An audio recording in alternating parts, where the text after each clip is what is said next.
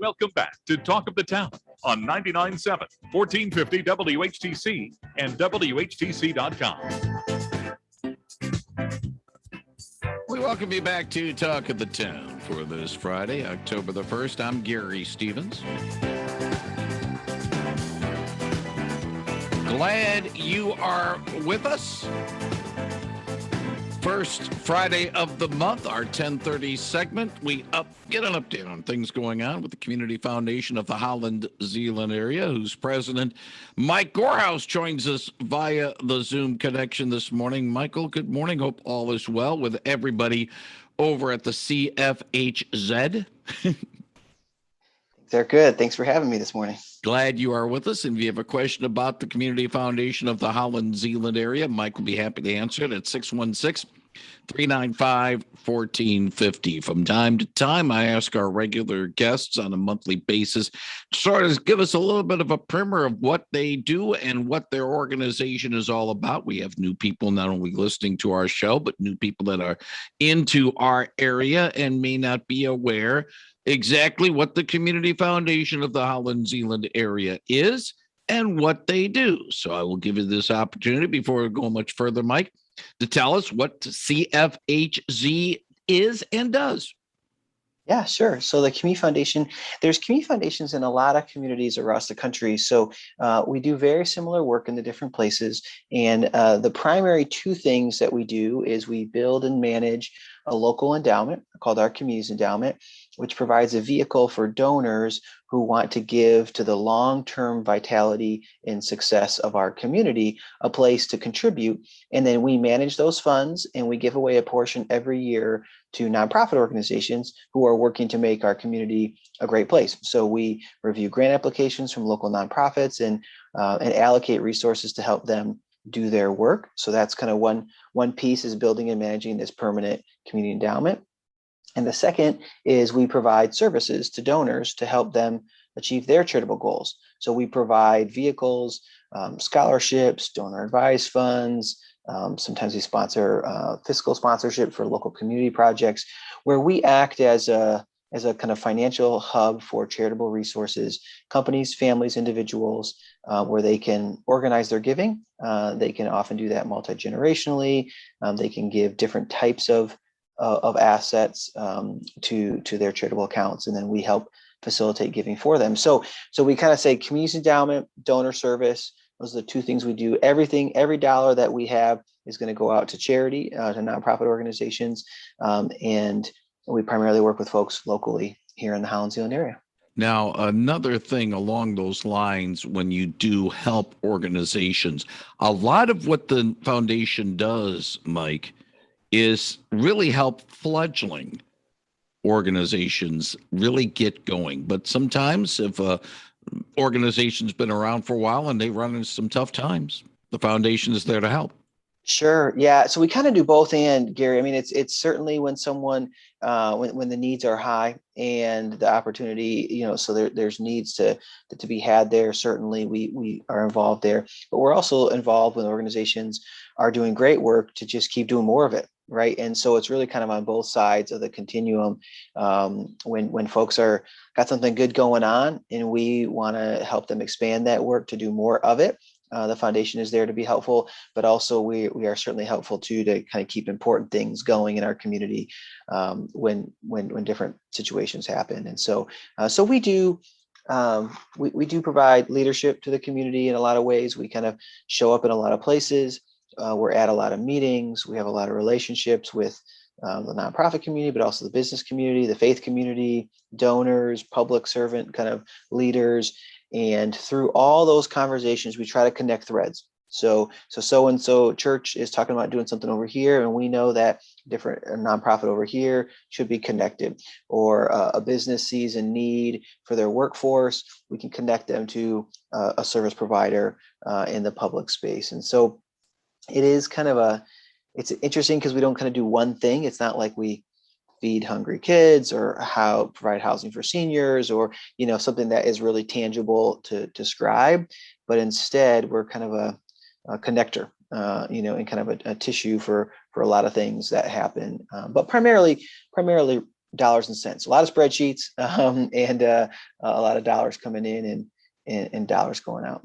616-395-1450. If you have a question for Mike Goorhouse, the president of the Community Foundation of the Holland, Zeeland area, he'll be happy to answer it at 616-395-1450. Annual report is now out, and I would assume all is well with the CFHZ with this report and some good things that the foundation's been able to do over the past year.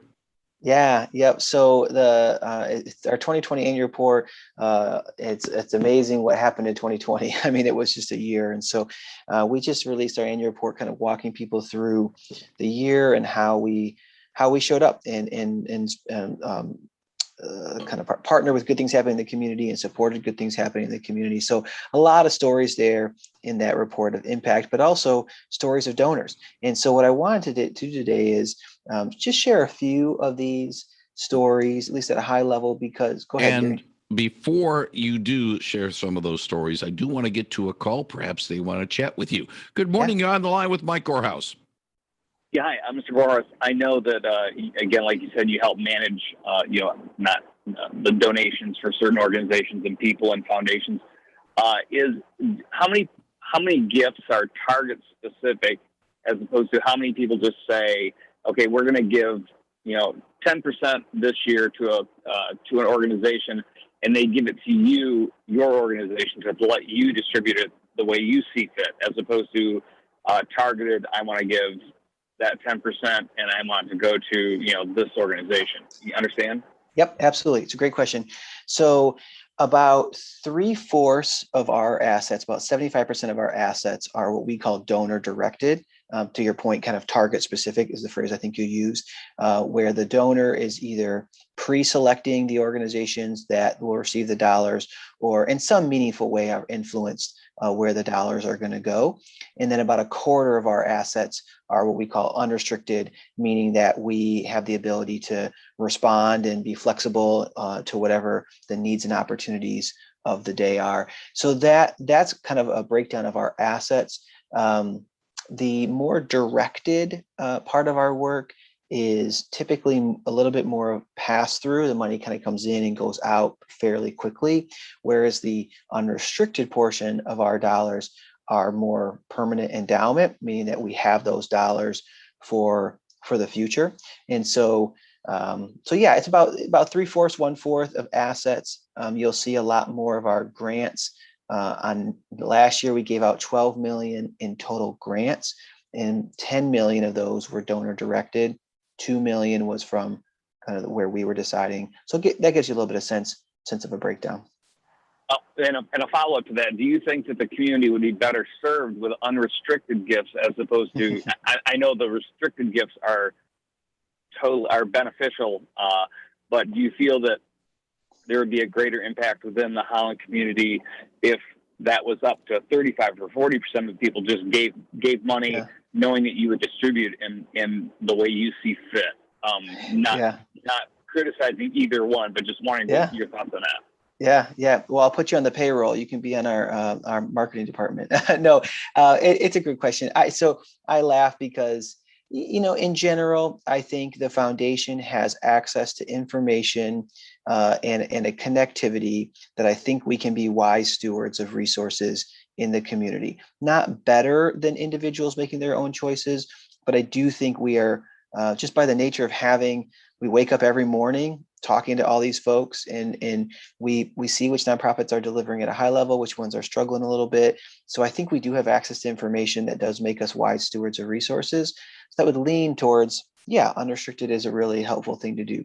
But I will caveat that to say that everyone's giving is so personal. So when I talk to donors, when they are thinking about giving, I typically encourage them. Most people are going to have an issue area or an organization that they're really passionate about for whatever reason. Maybe they were helped by the organization. Maybe they went through that struggle with addiction, or they were helped by a mentor when they were in school, or whatever it may be. And so you have to follow that. So I encourage people to definitely give directly to things that they are kind of uniquely passionate about. Where the Community Foundation can be helpful is, in particular, if someone wants to give to the Holland, Zeeland area broadly, let's just say they give, 4 or 5 gifts directly to something they care deeply about, uniquely to them. But then a gift to the Community Foundation then says, and I know that by supporting the Community Foundation, they're going to support all the other good things happening in town without me having to write 35 checks, right? So you kind of do the 4 or 5 specific, your own, and then we can then be kind of the distributor to the broader. And then one step further, a lot of our unrestricted dollars come through estate gifts. And so what'll happen is someone during their lifetime will want to choose the organizations that they want to support based on their passions. But then when they aren't here to make those decisions anymore, they still care about the community and the vitality of the area beyond their time here. That's when we tend to get those gifts to the unrestricted side, saying, hey, you're going to know what the needs are 5, 10, 20, 50 years down the road. And I want to give to that. So to your point, it's not necessarily better or worse, but I do think there is an ability for organizations like the Community Foundation to kind of have our finger on the pulse, maybe just a little bit closer than the average person. So there's a role for both in my mind. Appreciate the call. I have to get to another one. Good morning. You're on the line with Mike Goorhouse. How about the veterans, past, present, future veterans of the United States of America? And I hang up and listen. Thank you very much. Dealing with veterans organizations. Is that a nonprofit in that regard for the most part, or is that something a little different? Yeah, oftentimes there are.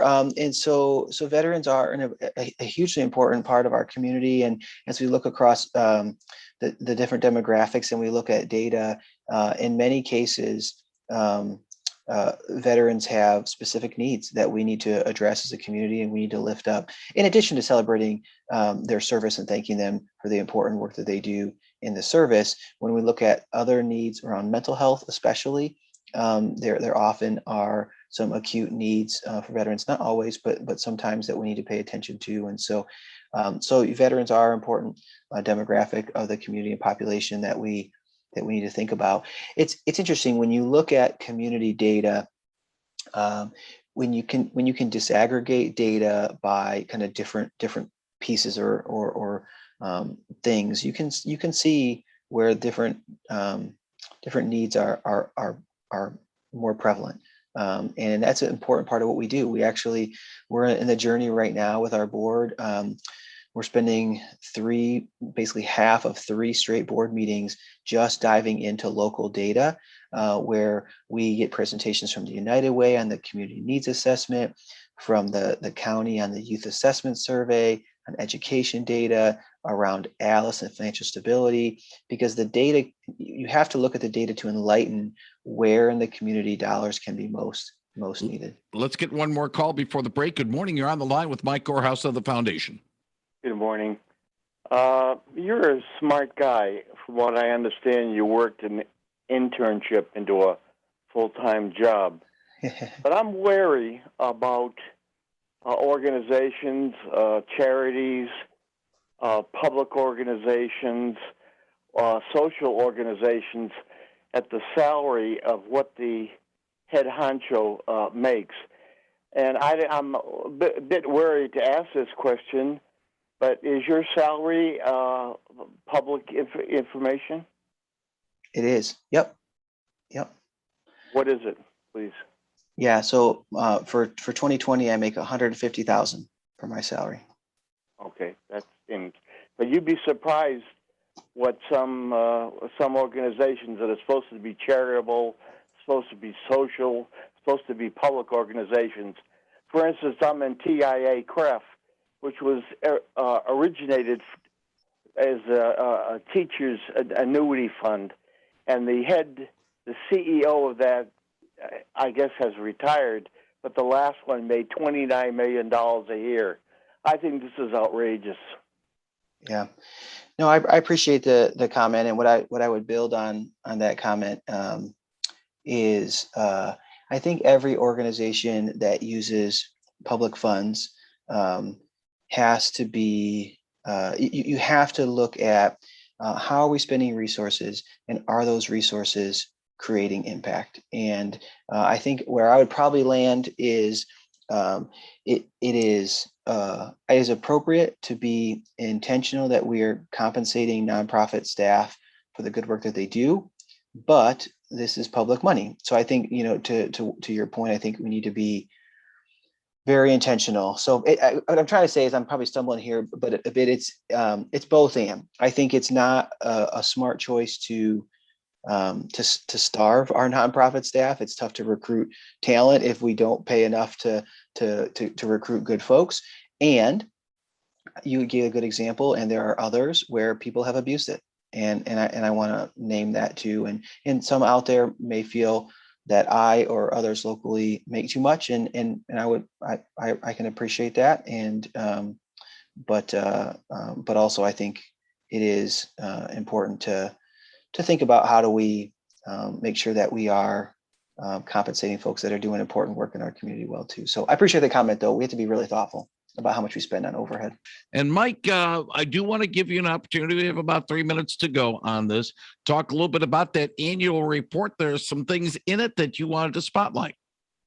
Yeah, I'm just going to share two with the time that we have. And I share these stories because I want people to realize that contributors to the Community Foundation come from all walks of life and all levels of resources. So two different estate gifts. I mentioned estate gifts as a primary way we grow. So one, Ione Trapp. Ione was someone who born and raised in Michigan, lived in Ottawa County especially, and spent quite a bit of time in Holland. Her passion was vocal music, and she was involved for 28 years with the Zeeland Civic Chorus, singing Handel's Messiah, sang in the Hope College Chorus for 20 years, 18 years in Hope College Vespers. You get the point. What she did with an estate gift beyond her lifetime is she established an endowment called the Ione Trapp Vocal Music Fund that she gave to, and then family members could give to in her memory. That is a permanent endowment supporting the Zeeland Civic Chorus and the Evergreen Commons Chorale. It's an example of using resources from her lifetime and family to honor her legacy for something she cares about and beyond her lifetime. One last example, I know we're out of time. Angie Van Hoven was a nurse, longtime resident of Zeeland, graduated from Zeeland High School, and was in the Army Reserve Nurse Corps, and was very passionate about making sure young people had access to the nursing profession. And so she set up a scholarship to support young people from our community pursuing a nursing degree. She established that during her lifetime so you could meet some of the students, and then made it even a larger fund with a gift from her estate plan to help more students. So just a couple examples of the kind of people that we get a chance to partner with, amazing people who have a passion, and we help them kind of achieve that passion both during their lifetimes and beyond. Bridge builders, remembered in that regard. Yeah, exactly. So, and there's lots more stories, but that's enough for today. And one final thing, we do have a moment or so. And a couple of days ago, we had Jack Godfrey and Carrie Cooley from the Cooley Godfrey Investment Group on Talk of the Town. And we talked a little bit about taxes and dealing with taxes. And this is the time, instead of, December 1st, how about October 1st, thinking about year-end giving and getting ready for that? Yeah, no, you have to think early. I'm glad they were on talking about that, especially if you have appreciated assets. So if you have some investments in the stock market, 2021's been a pretty strong year. Even with the last couple of weeks, it's still a strong year. Giving appreciated assets is often the tax smartest way to do charitable giving, but you got to plan ahead a little bit. If you start thinking about that on December 27, it gets a little bit more complicated. So it is smart to start to look ahead and say, hey, are you doing well this year? Are you going to be able to give to the local organizations? And if yes, is it best to give with a check, or is it best to give some other appreciated asset? And the Community Foundation often facilitates gifts of non-cash assets for folks. And so we could be a partner for you. But regardless of whether you partner with us, the point is, let's think about ways that we can, if you've been blessed this year, how can you bless others? And there's lots of organizations out there doing really important work. And this is how we care about each other, is investing in community. So it's an important time to think about that. We will put a link to the webpage for the Community Foundation of Holland, Zeeland Area, or CFHZ. .org. That's the webpage. And the phone number in case you want to contact Mike and his staff. They'll be happy to help you out at 616-396-6590. I'll repeat the number again, 616-396-6590. That's the number. You can get a hold of the Community Foundation of the Holland, Zeeland area. They won't be able to directly help you, but they will help you in terms of getting your assets to the people that do need the help. And you can talk to them again, 616-396-6590. Mike Goorhouse, president of the Community Foundation of Holland, Zeeland area. As always, we appreciate the time that you spend with us on a monthly basis, you and your staff. Wish you and everybody at the CFHZ well over the next 30 days or so. And if all goes well, we'll talk again early November. I look forward to it. Thanks for the good questions today for listeners too. Thank you very much, Mike Goorhouse on 99.7 and 1450 WHTC.